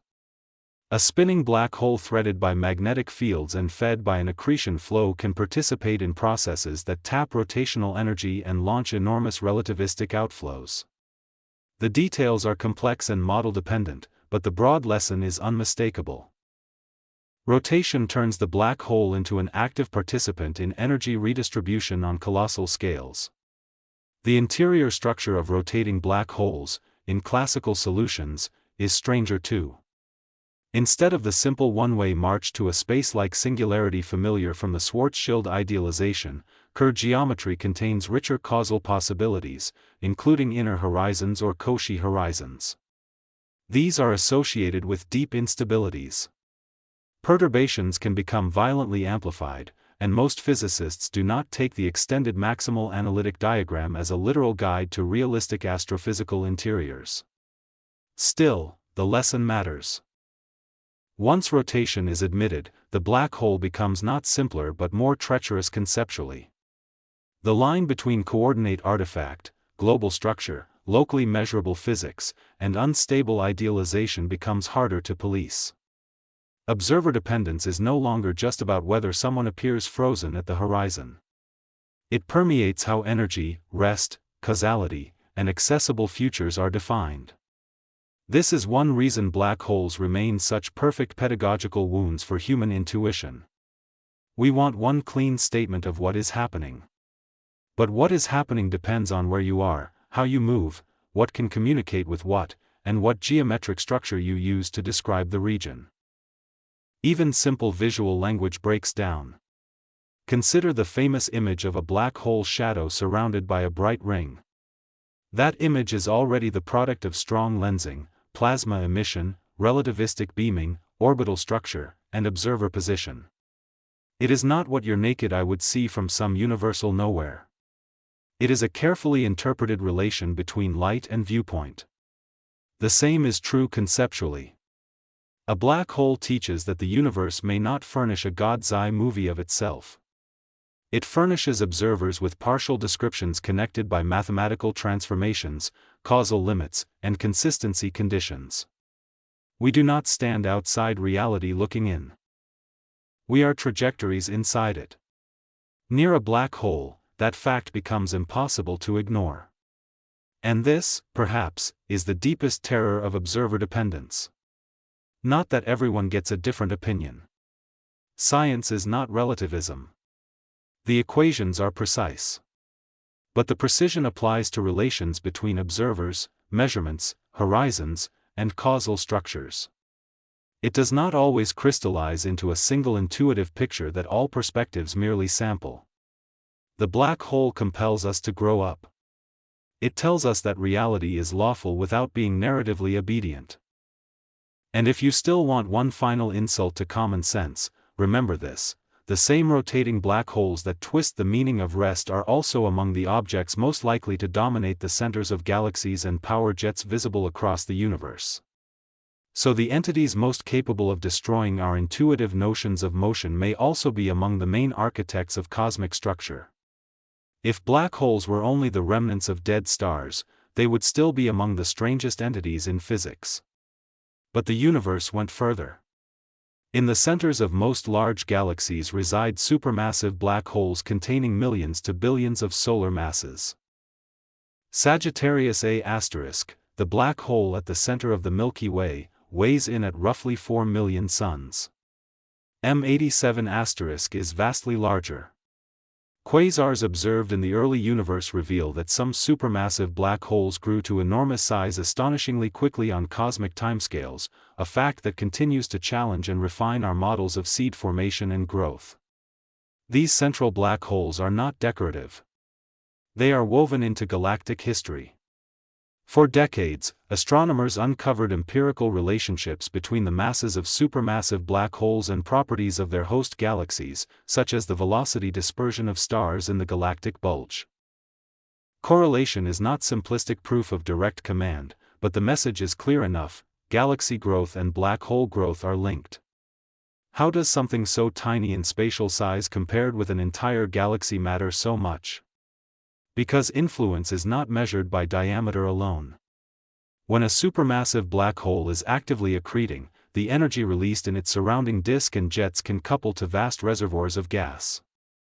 That energy can heat the gas, expel it, stir turbulence, and regulate whether the galaxy continues forming stars rapidly or settles into quieter phases. This is called feedback, and it is one of the major themes of modern galaxy evolution. A galaxy is not merely a bag of stars orbiting passively around a central dark pit. It is an ecosystem. And the supermassive black hole is often part of the thermostat. In galaxy clusters, feedback from central active galactic nuclei can help prevent hot gas from cooling too quickly and collapsing into runaway star formation. In some galaxies, energetic outflows appear capable of clearing or heating the interstellar medium. In others, black hole activity may compress gas in ways that trigger local star formation. The full story is complex, environment-dependent, and still under active study. But the broad truth stands. Black holes help decide when galaxies blaze and when they dim. This should trouble the imagination. It means that one of the most important questions in the visible history of the universe, why galaxies look the way they do, why star formation rises and falls, why some systems remain active while others quiet down, cannot be told without objects defined by invisibility. The black hole at the center does not need to swallow the whole galaxy to shape its fate. It only needs to control the energy economy of the gas from which future stars would have been born. The deeper philosophical wound is this. We tend to picture the universe as governed by what is luminous. Stars make light, so stars feel primary. Black holes reverse that intuition. They remind us that what matters most may be what shapes the conditions under which light can exist at all. There is also a timing mystery here that remains one of the fascinating active frontiers in astrophysics. How did the earliest supermassive black holes grow so fast? Were the seeds unusually massive, formed by direct collapse of primordial gas clouds? Did accretion proceed in episodes more efficient than standard models once suggested? Did mergers play a larger role? Different channels may all contribute, and observations continue to refine the story. This uncertainty is scientifically healthy. We should not pretend the growth history of supermassive black holes is settled in every detail. But uncertainty here only amplifies the awe. The universe seems to have built gigantic spacetime traps extremely early, then allowed them to become structural participants in cosmic architecture. And then, in a final insult to scale intuition, it let those compact engines affect regions billions of times larger than the horizon itself. The black hole is smaller than the empire of its consequences. That may be the most chilling sentence in galaxy evolution. Because it means reality contains points where geometry becomes so extreme that they end up legislating conditions across distances they never physically occupy. They do not fill space like clouds. They rule through energy, gravity, and feedback. Invisible centers. Visible civilizations of stars. A relationship between them that is now too strong to dismiss. What black holes are doing to reality, then, is not limited to the local devastation of matter crossing a horizon. They are participating in the long-term political economy of the cosmos. They are deciding which galaxies become fertile, which become quiet, and which epochs of cosmic history burn brightest. For most of human history, the universe was known through light. Then black holes help teach us to hear. When two black holes orbit one another, they do not merely move through spacetime. They shake it. Accelerating masses in general relativity can produce gravitational waves, ripples in the geometry of spacetime propagating outward at the speed of light. The effect is usually absurdly tiny. But black hole binaries, especially in their final and spiral and merger, generate waves strong enough for exquisitely sensitive detectors to measure across cosmic distances. The first direct detection of gravitational waves by LIGO in 2015 was a civilizational moment. Two black holes, which by definition emit no light of their own, announced themselves by the ringing of spacetime after collision. Humanity did not watch a flash. Humanity measured a tremor in existence. It is hard to overstate how beautiful this is. General relativity, a theory written from thought experiments and equations, predicted these waves a century earlier. Black holes, once doubted even by many physicists, revealed themselves by making the universe behave exactly as the theory said it should. And yet the beauty is edged with terror. Because a black hole merger is not like two billiard balls hitting in a room. It is the final dance of horizons, orbital energy, spin, and curvature. In the last instance, the black holes whirl at relativistic speeds. The geometry becomes violently dynamical. A huge amount of energy can be released in gravitational radiation in a fraction of a second, briefly outpowering the combined luminosity of all the stars in the observable universe, not in light, but in gravitational waves. Then the merged black hole settles down, ringing like a struck bell before relaxing toward a final stationary state. No fire. No thunder. No sound in vacuum. Just spacetime changing its shape and carrying that change across the cosmos. This matters for more than confirmation. Gravitational wave astronomy opened a new way of studying black holes, their masses, spins, populations, merger rates, and formation channels. It gave us direct evidence of stellar mass black hole binaries with masses larger than some pre-detection expectations had emphasized. It let us test general relativity in the strong field regime. It broadened the map of where black holes live and how often they meet. It also changed the emotional texture of black holes. Until recently, they were often imagined as static tombs. But the merger data tells a more kinetic story. Black holes form binaries, in spiral, collide, recoil, grow, and reshape astrophysical populations over cosmic time. Supermassive black holes likely merge as galaxies merge, and future detectors such as LISA aim to observe gravitational waves from such colossal events at much lower frequencies. So black holes are not merely isolated symbols of finality. They are social. They find each other. They join. And when they do, they send messages not through radiation from matter, but through the changing geometry of reality itself. This is another clue about what black holes are really doing to the universe. They are not just passively existing inside spacetime. They are active sculptors of spacetime's dynamical behavior. In merger events, they turn mass, motion, and curvature into directly observable cosmic music. There is a philosophical inversion here that deserves attention. We often think of matter as primary and geometry as a backdrop. Black hole mergers refuse that hierarchy. The signal we detect is geometry behaving as a physical medium of information. The stage is not separate from the performance. Once again, black holes reveal that our categories are provincial. Object and environment. Mass and spacetime. Matter and message. These distinctions blur under sufficient gravitational intensity. And this brings us back to the title of our investigation. What are black holes actually doing to reality? Among other things, they are teaching reality to communicate in its own deeper language. Not the language of shining surfaces, but the language of metric strain. Not the language of visible events, but of altered intervals. Not the language of matter moving across a fixed arena, but of the arena itself becoming dynamical and audible to instruments. Black holes make the universe confess that spacetime is not just where things happen. Spacetime is one of the things that happens. Every road in black hole theory eventually arrives at the same locked door. Classical general relativity is magnificent. Quantum theory is magnificent. Together they are not yet a final language. Black holes are where that fact becomes non-negotiable.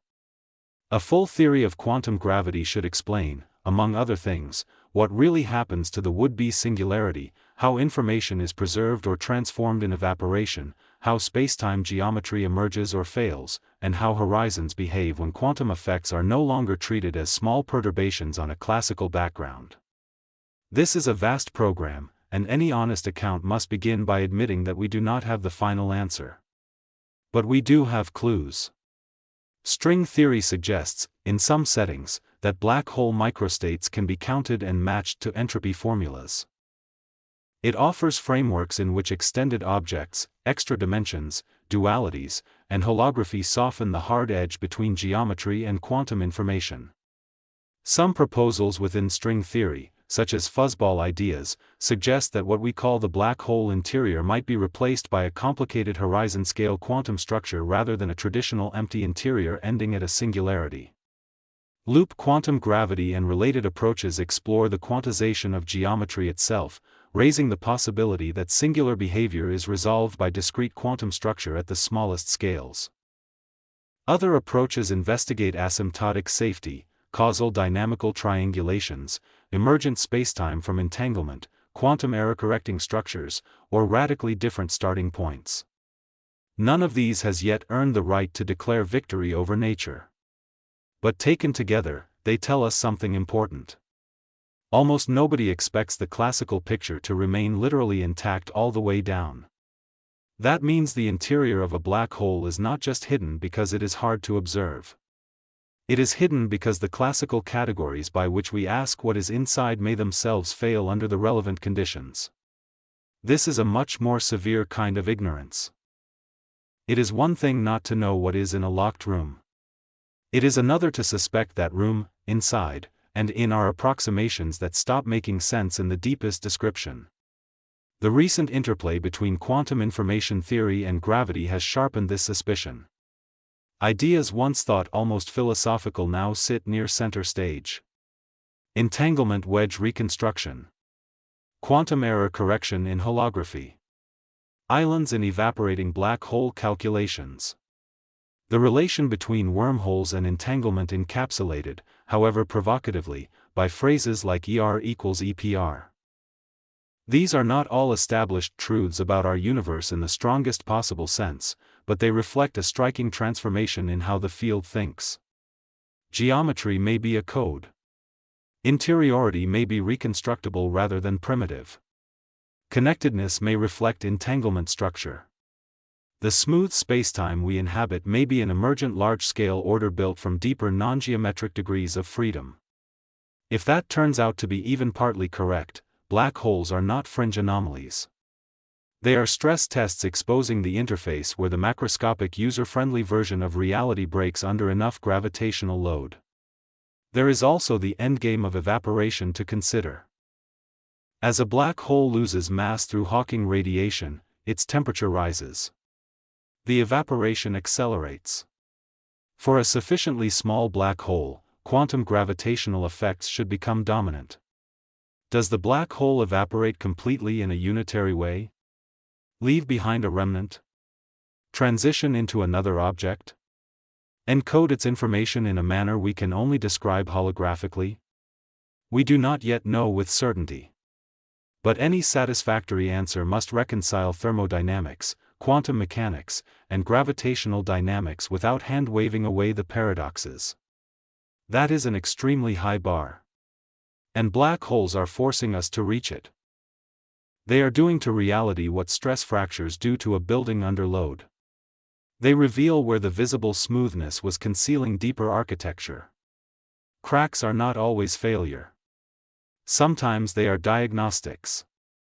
If so, then black holes are not simply cosmic disasters. They are the places where the universe is least willing to let us remain naive. And perhaps that is why they feel terrifying even to people who will never go near one. A black hole is not only an astrophysical object. It is an argument against the sufficiency of common sense. Now we can ask the question again. Not poetically. Not casually. Not as a thumbnail teaser or a line of cosmic horror. What black holes are actually doing to reality is terrifying because it is specific. They are taking concepts that seem foundational to the human mind and proving that those concepts are conditional. Inside and outside. Surface and depth. Past and future. Motion and rest.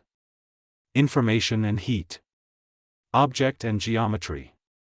What happens and what can be known to happen. Every one of these pairings becomes unstable near a black hole. A black hole begins as gravitational collapse carried far enough that spacetime traps its own futures. That alone is a profound change in how we think about confinement. The event horizon is not a wall. It is a causal verdict. Reality does not say do not leave. Reality says leaving is no longer one of the available directions. Then time breaks rank. The distant observer and the infalling observer do not share one clean account of the same passage. Signals redden, delay, and fade. Proper time continues. Coordinate time misleads if used carelessly. The universe stops honoring the wish for one universal clock. Then the singularity appears in the classical story, not as a fully understood thing, but as a confession that the theory has reached its domain boundary. Relativity, triumphant and precise, predicts a place where classical geometry can no longer claim final authority. Then thermodynamics enters. A horizon defined by no escape acquires temperature. Area becomes entropy. Darkness glows. The black hole, once thought to be a perfect one-way grave, becomes a thermodynamic system.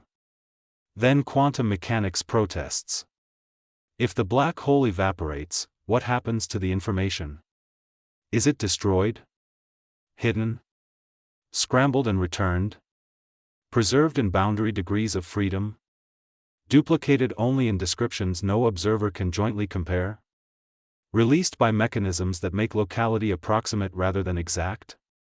Every route exacts a conceptual tax. Then the paradoxes intensify. Complementarity suggests that incompatible stories may both be necessary and jointly acceptable because no observer can witness a contradiction. Firewalls warn that preserving unitarity might burn away the smooth horizon. Holography suggests that what a region contains may be encoded on its boundary, perhaps implying that spacetime itself is emergent. Quantum gravity whispers that singularities are not endpoints but signs that our ontology is unfinished. And all the while, outside the theorem-laden depths of theory, black holes are reshaping the visible universe. They power quasars. They launch jets. They regulate star formation. They sit in galactic centers like dark legislators. They merge and ring the fabric of spacetime with gravitational waves. They are not rare monsters in the margins. They are among the universe's central institutions. So here is the terrifying truth. Black holes are not merely destroying matter. They are dissolving the naive architecture of reality. They show that time is local. They show that horizons are informational. They show that geometry can behave thermodynamically. They show that the maximum content of a region may be written on a surface. They show that invisibility can wield structural power across galaxies. They show that the distinction between physics and metaphysics is sometimes just the distance between a successful equation and the interpretation it has not yet earned. But there is an even deeper terror, one that emerges only when you step back from the details. A black hole does not create these truths out of nowhere. It reveals them. The universe was always a place where time could dilate, information could be fundamental, geometry could become dynamical, and common sense could fail. Black holes simply drag those features out of hiding by pushing gravity to extremes. They are not violations of reality. They are reality under conditions too honest for intuition.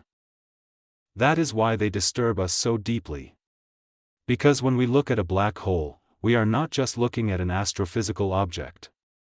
We are looking at a region where the assumptions that let human beings feel at home in the cosmos are stripped for parts. We like to imagine that space is a stage, time is a universal river, matter occupies volume, and the world possesses one master description independent of circumstance. Black holes answer each of these with a patient no. Space may be emergent. Time may be perspectival. Matter may be secondary to information and relation. The world may require complementary descriptions rather than a single intuitive portrait.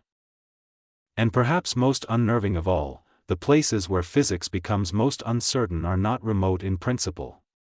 They are woven into the workings of galaxies, into the history of structure formation, into the future of stars, into the signals we now detect in gravitational waves, into the theoretical frameworks from which we hope to build a final account of nature.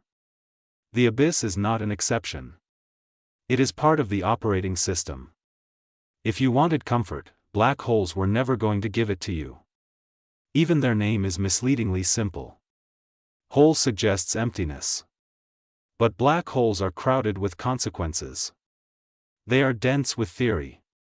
Dense with paradox. Dense with evidence that the universe does not owe us a reality scaled to mammalian cognition. And yet there is something magnificent in this terror. Because every black hole also represents an invitation. Not to mysticism. Not to surrender. Not to dressing ignorance in spiritual fog. An invitation to precision. To let the universe be stranger than our inherited metaphors. To accept that explanation sometimes deepens wonder instead of dissolving it.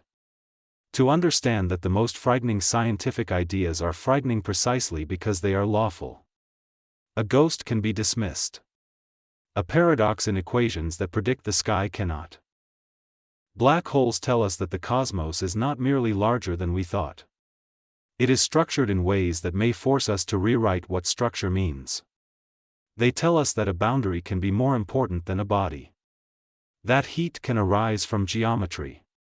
That the invisible can govern the luminous. That information may survive where common sense says it should be annihilated.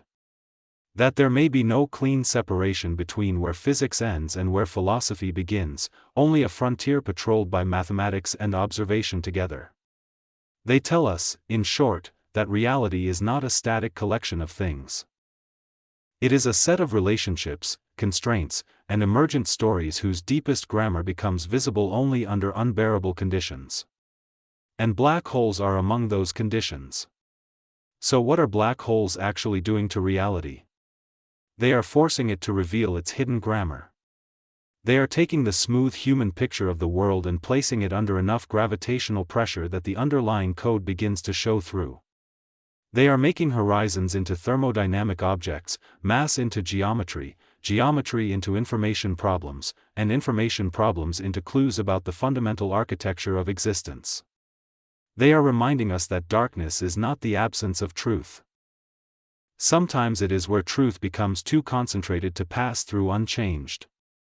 One day, perhaps, a mature theory of quantum gravity will tell us exactly what the black hole interior becomes, exactly how information escapes, exactly how spacetime emerges, exactly how singularities are resolved, exactly why the page curve is restored, exactly whether horizons are smooth, encoded, or transformed in ways our current language only approximates. But even if that day comes, black holes will not become less philosophically violent. They will become more so. Because then we will know, in sharper terms, just how much of everyday reality was never fundamental to begin with. Until that day, the black hole remains what it has always been. A wound in common sense. A triumph of prediction. A laboratory for impossible scales. A governor of galaxies. A thermodynamic paradox. A quantum riddle. And one of the clearest signs that the universe is under no obligation to resemble the world our ancestors evolved to survive. That is the terrifying truth. Not that black holes are evil. Not that they are supernatural. Not even that they are hungry. It is that when gravity is pushed to the limit, reality stops pretending to be simple. And the closer we get to understanding black holes, the closer we get to discovering that the fabric of existence may be stranger, thinner, more informational, and more observer-dependent than the human mind ever wanted it to be. There is one more layer to the terror, and it is the layer most people skip because it does not fit neatly into a simulation, a headline, or a classroom analogy. Black holes are changing the status of explanation itself. For centuries, the great ambition of physics was to reduce the world to a more complete picture of things in motion. Planets, particles, fields, forces. Explain the thing, then explain how the thing moves. Black holes are part of the reason that ambition has matured into something stranger. Increasingly, the deepest questions are not merely about which things exist. They are about which descriptions can coexist, which regions can communicate, which correlations can be reconstructed, and whether what we call a thing is sometimes just a stable pattern in a more abstract informational order. That shift is not academic. It changes what it means to understand reality.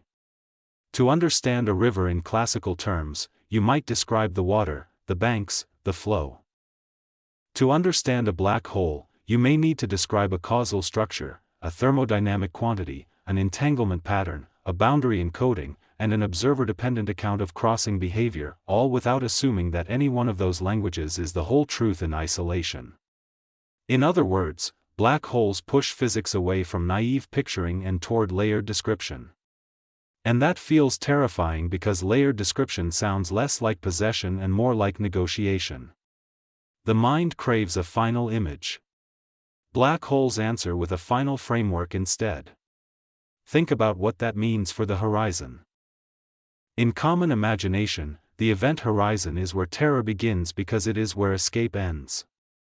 But in modern theory, the horizon is doing much more than forbidding return. It is acting as a place where multiple disciplines of thought converge. To the relativist, it is a causal boundary. To the thermodynamicist, it carries entropy and temperature. To the quantum theorist, it is entangled structure and paradox. To the holographer, it is a clue that surface data may carry bulk reality.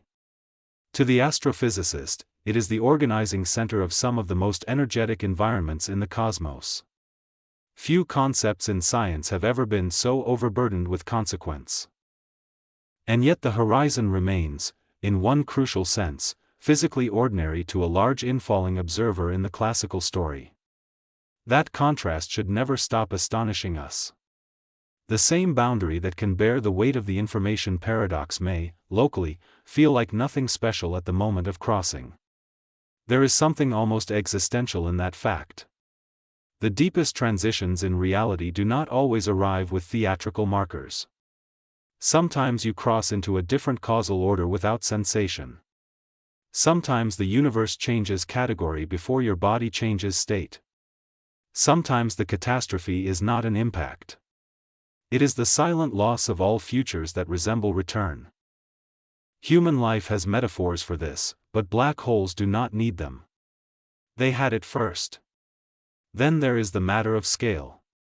Black holes are both tiny and enormous, local and galactic, microscopic in principle and cosmological in effect.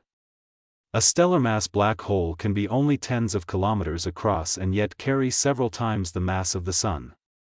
A supermassive black hole can hide inside a region smaller than the orbits by which an entire galaxy announces its central command. A primordial black hole, if such things exist, could connect black hole physics to the early universe, dark matter questions, and evaporation signatures. A merger remnant can transform a binary history into a new spacetime object and send its birth announcement in gravitational waves across billions of light-years. So black holes break not only intuition about geometry and time, but also intuition about scale and influence. We are used to power filling space visibly. We are used to causes being at least roughly commensurate in size with their effects. Black holes regularly violate that expectation. Their compactness is exactly what allows them to dominate energetically. Their smallness is part of their authority. This is why they belong not merely to astronomy, but to philosophy. They are reminders that reality is under no obligation to distribute importance democratically across appearance. The brightest thing is not always the most important. The largest looking structure is not always the deepest organizer. The most visible layer is not always where the true accounting is kept. Black holes are lessons in hidden leverage. And hidden leverage is terrifying. It is terrifying in economics, in biology, in history, and it is terrifying in cosmology. The center does not have to advertise itself to govern the whole. This leads to another profound consequence. Black holes force the scientific imagination to become comfortable with asymmetry between accessibility and reality. There are facts about a black hole spacetime that no single observer can gather all at once. There are interior events that may exist in a perfectly good description while remaining forever outside the observational archive of distant witnesses. There are exterior encodings that may preserve information in principle while making practical decoding impossible beyond any realistic hope. There are global properties, like the event horizon itself, that depend on the full causal structure rather than on one local reading. So black holes do not simply hide information from us. They expose a limit in the classical ideal of complete spectatorhood. No observer sits above the black hole with all ledgers open. And perhaps no observer ever sits above reality that way. That may be one of the biggest revelations black holes have offered modern science. Not that knowledge is impossible, but that complete intuitive simultaneity may be. The universe may be fully lawful without being fully surveyable from one point of view. The ambition to understand remains intact, but the form of understanding changes.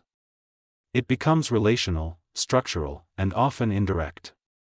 Once again, black holes are not breaking science. They are curing it of innocence. There is also the issue of permanence. A black hole feels eternal in imagination because its darkness seems absolute. But Hawking radiation tells us that even these objects participate in cosmic temporality. Left alone long enough, they evaporate. They are not immortal altars in the void.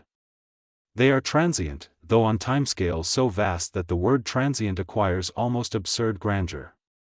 A supermassive black hole can outlive stars, galaxies, and the present era of cosmological history.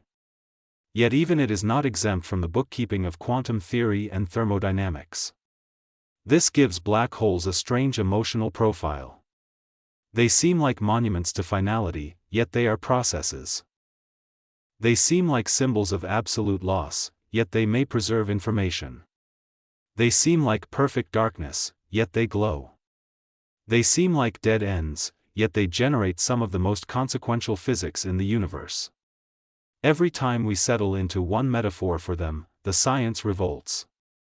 And perhaps that is why so many people misuse black holes as symbols for depression, greed, oblivion, mystery, spiritual awakening, or doom. The image is too powerful. But the real black hole is better than the symbol because it resists capture by any one emotional function. It is not just death. It is not just hiddenness. It is not just destruction. It is a place where the world reveals that categories can fail gracefully before they fail completely. The horizon still works as a law. The exterior equations still predict observable behavior. Thermodynamics still holds in transformed form. Quantum mechanics still presses its demands. The theories do not collapse into nonsense. They become insufficient together. That is a far more refined kind of crisis than popular culture usually allows. It is not chaos. It is over-constraint. Reality is so coherent that our partial frameworks begin to conflict precisely because each captures something true. And black holes are where that truth density becomes unbearable. Now consider the long future. If the universe continues expanding and ordinary star formation winds down, black holes may come to dominate much of the late-time astrophysical landscape. Stellar remnants will persist. Mergers will continue. Supermassive black holes may swallow residual matter, collide during galactic interactions, and then, over almost absurd durations, slowly evaporate. In speculative accounts of the far future, the black hole era is one of the last great chapters before even these giants fade. That means black holes are not only central to the violent youth and mature complexity of the cosmos. They may also be central to its senescence. Birth, regulation, long memory, and eventual evaporation.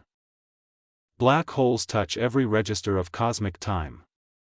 The universe begins hot and dense, forms structure, lights stars, grows galaxies, seeds central engines, emits quasars, rings with mergers, and drifts toward epochs in which black holes become among the last major repositories of organized mass energy. The same objects that challenge our understanding of fundamentals also become protagonists in the final thermodynamic narrative of the cosmos. So when we say black holes are doing something to reality, we should not think only spatially. They are temporal governors too. They organize not only local structure, but cosmic eras. They are punctuation marks in the biography of the universe. And the punctuation is not gentle. It is written in horizons. One final thread remains: meaning. Science does not traffic in meaning the way religion or literature does, and it should not pretend otherwise. But human beings inevitably ask what discoveries mean for our place in the world. Black holes do not tell us why we are here. They do not answer moral questions. They do not reveal a hidden destiny. What they do reveal is more austere and, to many minds, more destabilizing. They reveal that the universe is intelligible without being intuitively human. That is one of the hardest lessons mature science can teach. The world can be lawful, beautiful, and comprehensible in a disciplined way while remaining indifferent to the categories that make mammalian life feel psychologically secure. Black holes are among the clearest proofs of that proposition. They do not become easier because we want one privileged clock. They do not become less real because the horizon is not a material shell. They do not stop radiating because thermal emission from darkness sounds contradictory. They do not surrender the information paradox because contradiction offends our philosophical taste. Reality simply continues. And our job is to keep up. There is something noble in that task. Black holes frighten us, yes, but they also elevate the standards of thought. They force precision in language. They punish sloppy metaphors. They reward mathematical courage. They invite cross-pollination between disciplines that once regarded one another as distant: relativity, quantum field theory, thermodynamics, information theory, astrophysics, cosmology, and philosophy of science. Few natural phenomena have ever done more to unify distinct frontiers of human inquiry. A black hole is where the universe becomes interdisciplinary by necessity. That, too, is part of what it is doing to reality from the human point of view. It is reorganizing knowledge around itself.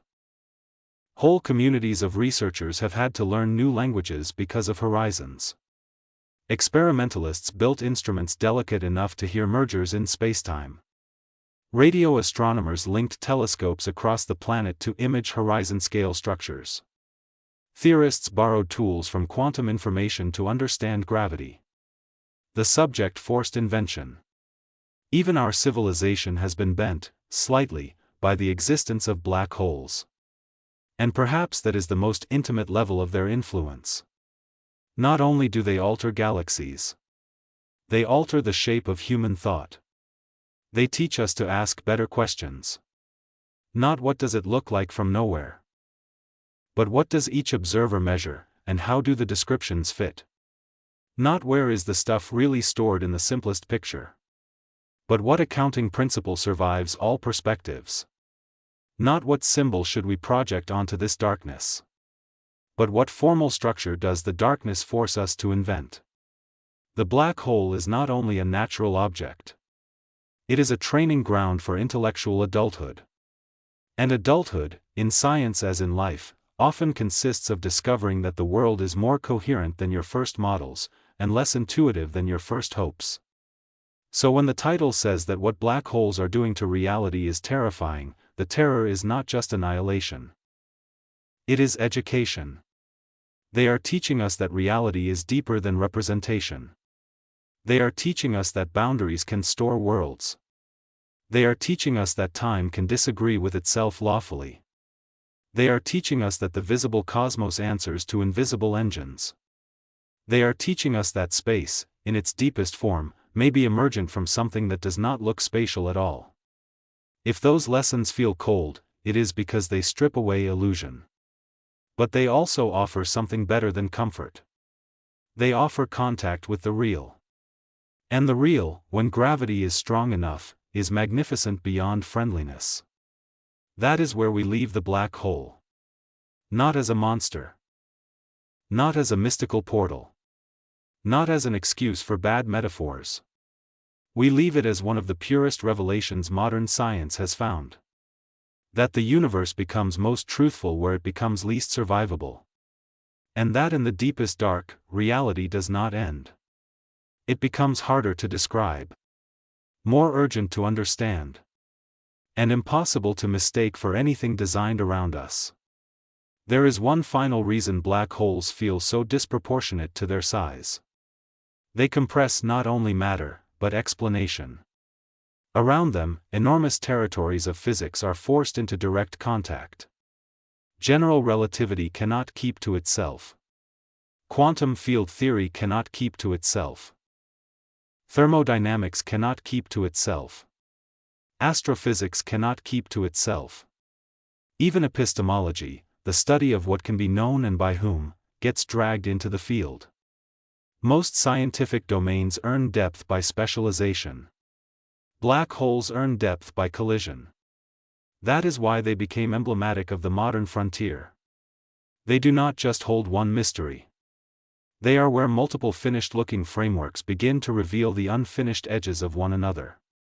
And the more carefully we investigate them, the less the terror resembles fantasy. Consider again the ordinary human desire for permanence. We want some things to last unchanged. We imagine objects as identities persisting through time with clear boundaries. A black hole complicates even that. What is the black hole, exactly? Is it the horizon area? The mass, spin, and charge visible from outside? The full quantum microstate? The interior region, if that notion survives quantum gravity?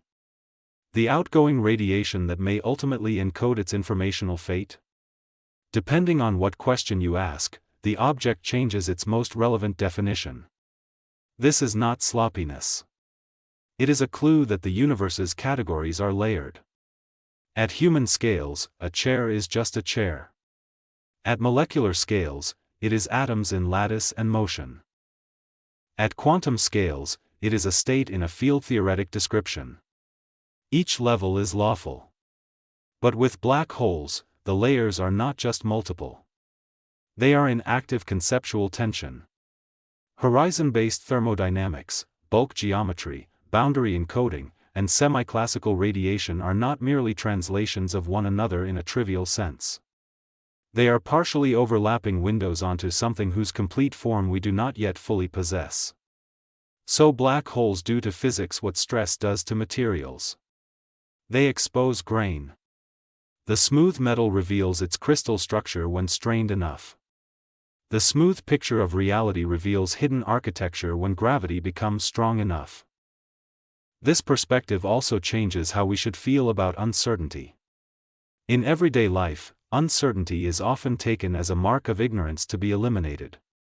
In foundational physics, certain uncertainties are productive. They identify where new structure can be found. Black holes are productive uncertainties. They do not tell us merely that we do not know. They tell us what kind of knowledge our current concepts fail to organize. That is far more valuable. For example, the information paradox does not simply say something mysterious happens. It says that any satisfactory theory must reconcile unitarity, gravitational dynamics, thermodynamic behavior, and observer structure in a coherent way. The paradox narrows the field of acceptable realities. Firewalls, complementarity, islands, holography, fuzzballs, quantum extremal surfaces, all of these are not random fantasies, but attempts to obey a brutal set of constraints imposed by black holes. The black hole is therefore not just a mystery. It is a filtering device for theory. Many bad ideas die there. Only concepts strong enough to survive contact with horizons and information tend to remain standing. And this should give us a new appreciation for why black holes have become central rather than peripheral. Science advances not only by discovering new objects, but by discovering objects that judge theories. Black holes are such judges. They are among the harshest judges we know. They do not care how elegant a framework seems in normal conditions. They do not care how intuitively satisfying a principle feels. If a theory cannot survive a black hole, then the theory is not finished. There is a dignity in this severity. Nature is not trying to be obscure. It is being exact. We are the ones arriving late. And perhaps that is why black holes inspire a fear that is strangely clean compared with supernatural horror. Supernatural horror depends on arbitrariness. It frightens by violating law. Black holes frighten by obeying law so completely that law itself becomes alien to common sense. They are terrifying for the same reason eclipses, once understood, became more beautiful rather than less. The mechanism does not drain the wonder. The mechanism intensifies it.